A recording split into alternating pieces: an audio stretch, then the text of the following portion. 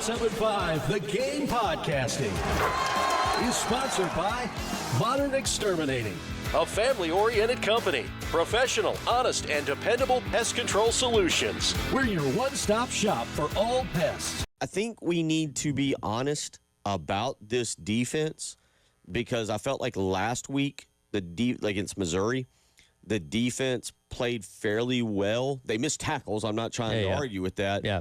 But I want to go back to what I thought in August is that this offense would have to carry the defense through the month of September. And you looked at the schedule and you said, man, okay, that offense, what we thought in August and July is, that won't be a problem. The offense should be able to hum with no problem.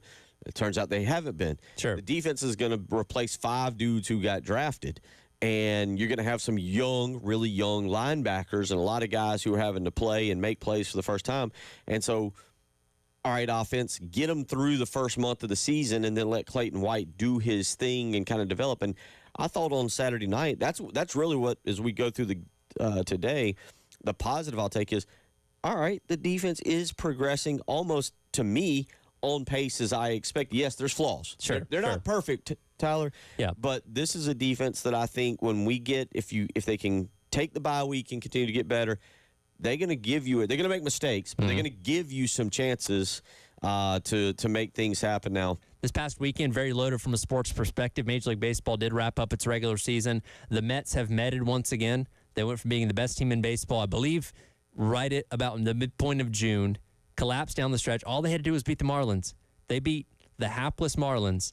They get themselves in the postseason, and they couldn't even do that yesterday. Yeah, did it get to them? Mental breakdown? Maybe so. Is that what it was? Was it a mental breakdown for the Mets? Did they too much mental pressure? I don't know. Got to get a sports psychologist now out in New York? I don't know. They've had injuries and all that kind of stuff, but man, and this isn't the first time they've done this. It's been a couple times over the years where they look like they're destined to win the East or make those postseason. They just can't get it done. I know they had a deep run last year, which good for them, but they're still metting more often than not. Yeah. Which again, from a Braves fan, I enjoyed that. Mike Shula might have some flaws. The opening drive is not one of them. It is not one of them. He might be the best opening drive scripter in all of college football. It's what happens after that is where we run into problems. But I agree. Now, I don't know about negativity and adversity. I do think the fan base, obviously, Shane had said it last week, 2-2 is not where they wanted to be. So there's nothing wrong with the fan base saying or being a little more vocal given the way college football is now and given the expectations for the season. But I don't know about negativity and adversity. There's still a lot on the line, as we said. This team, all the goals, as Preston Thorne would say, all the goals are still in front of them. You can still win the SEC, I reckon. You can still get to the college football playoff. You can still beat the Clemson Tigers. There's a lot. All your goals are technically still in front of you. So there's still a lot to play for. So to say, well, they bounce back, yeah, okay. Well, I hope they do. Otherwise, that's a sign of bad culture, and I don't think that's what South Carolina has. I love the fact that the defense made adjustments. I really, again, am high on. I'm higher probably the most on this defense because I felt,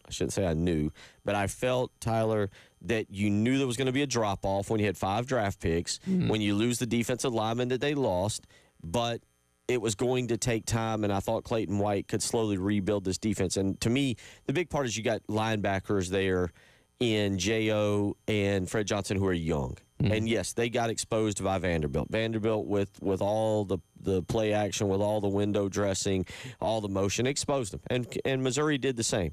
And those guys are going to have to grow. But I thought they grew more this week. I thought your defensive line started to grow. We mentioned it. Brian Thomas Jr. is named SEC Co-Defensive Lineman of the Week. Dylan Stewart stepped up a little bit. I feel like the interior guys are improving each and every week. I am worried about the depth there, the quality depth. But they also, by the way, I don't know, one of the big adjustments they went to was a bare front. You saw go to the 3 interior defensive linemen with the 2 kind of edges on the side. And so that was a big thing. But that defense to me is growing. And I'm really excited to see him with a bye week, get some guys healthy, get Judge Collier back. Brandon Cisse played really, really good again. Obviously, the safeties are coming along, the backup safeties with Kilgore and Peyton Williams to help you with DQ Smith and everybody.